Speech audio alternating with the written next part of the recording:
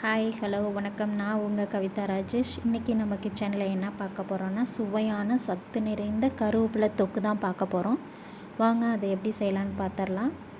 அதுக்கு தேவையான கருவேப்பிலை, நல்லா ஃப்ரெஷ்ஷான கருவேப்பிலை எடுத்து வச்சுருக்கேன். ஒரு தட்டு நிறையா 2 ஸ்பூன் கடலைப்பருப்பு, 2 ஸ்பூன் உளுத்தம்பருப்பு, 2 ஸ்பூன் எள்ளு, 2 ஸ்பூன் மிளகு, 2 ஸ்பூன் சீரகம், 2 ஸ்பூன் சிறுபருப்பு அதாவது பாசிப்பருப்பு, கொஞ்சம் புளி, ஒரு 15 பல் மிளகாய் எடுத்து வச்சுருக்கேன். இப்போ ஒரு கடாயில் கொஞ்சம் எண்ணெய் வச்சுக்கலாம். எண்ணெய் ஊற்றிக்கலாம். அதில் கடலைப்பருப்பு, உளுத்தம்பருப்பு எல்லாம் சேர்த்து நல்லா பொன்னிறமாக வதக்கி எடுத்துக்கலாம். அடுப்பை மீடியம் ஃப்ளேம்லேயே வச்சு வறுத்து எடுத்துக்கோங்க. இப்போ பாசிப்பருப்பையும் அது கூடயே நான் சேர்த்துக்கிறேன். நல்லா பொன்னிறமாக வர வரைக்கும் சிவக்க வறுத்து எடுத்துக்கலாம். இது கூடயே நான் மிளகையும் சீரகத்தையும் எடுத்து வச்சதை சேர்த்துக்கிறேன். இந்த பருப்பு நல்லா பொன்னிறமாக வதங்கட்டும். அடுத்ததாக எள்ளு 2 ஸ்பூன் எடுத்து வச்சதை எடுத்துக்கிட்டேன். ஏன்னா இது பொரிஞ்சு வரும், அதனால் இது கொஞ்சம் தனியாகவே நான் எடுத்து வச்சு வறுத்துக்கிட்டேன்.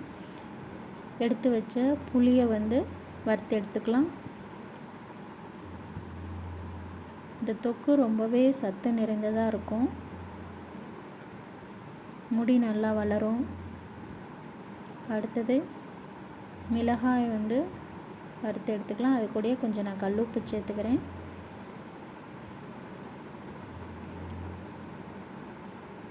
ஸ்கூலுக்கு போகிற குழந்தைங்களுக்கு லஞ்ச் பாக்ஸுக்கு இந்த தொக்கு சேர்த்து சூடான சாதத்தோடு நல்லா கிளறி கொடுத்தீங்கன்னா ரொம்பவே சுவையாக இருக்கும். ஃப்ரெஷ்ஷான கருவேப்பிலையை சேர்த்தாச்சு. நல்லா வறுத்து எடுத்துக்கலாம். பாருங்கள் கலர் எப்படி மாறி இருக்குன்னு. இந்த ஸ்டேஜில் நம்ம எடுத்துக்கலாம்.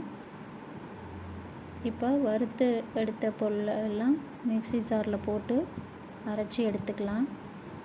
இது கூடயே நான் ஒரு சின்ன துண்டு இஞ்சியை சேர்த்துருக்கேன். எல்லாத்தையும் அரைச்சி தண்ணி விட்டு அரைச்சி எடுத்துக்கோங்க.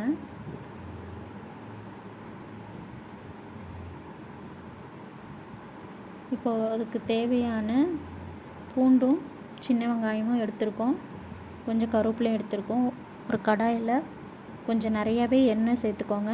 எண்ணெய் விட்டுக்கிட்டோம். 1 ஸ்பூனு கடுகு, 1 ஸ்பூன் உளுந்து, 1 ஸ்பூன் கடலைப்பருப்பு, 1/4 ஸ்பூன் வெந்தயம், 1 ஸ்பூன் சீரகம் எல்லாம் நல்லா பொரிஞ்சு வந்ததுக்கப்புறம் கருவேப்பிலை சேர்த்துக்கிறோம். கருவேப்பிலை சேர்த்துட்டு பெருங்காயம் கொஞ்சம் சேர்த்துக்கிறோம். பெருங்காயம் சேர்த்துட்டு நறுக்கி வச்ச பூண்டு சேர்த்துட்டு நல்லா வதக்கிக்கலாம். அதனுடைய சின்ன வெங்காயத்தையும் சேர்த்து நல்லா வதக்கிக்கலாம். அந்த பருப்பு வறுத்து அரைச்சும் போதே சின்ன வெங்காயத்தையும் சேர்த்து வறுத்து அரைச்சிருக்கலாம்.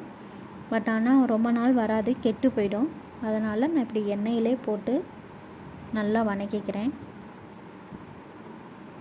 இப்போ நம்ம அரைச்சி வச்சுருந்த பேஸ்ட்டை இதில் சேர்த்து நல்லா கிளறி விட்டுக்கலாம். பாருங்கள் எப்படி சூப்பராக ரெடி ஆகிருக்குன்னு. பார்க்கும்போதே சாப்பிட்ணும் போல் இருக்குது.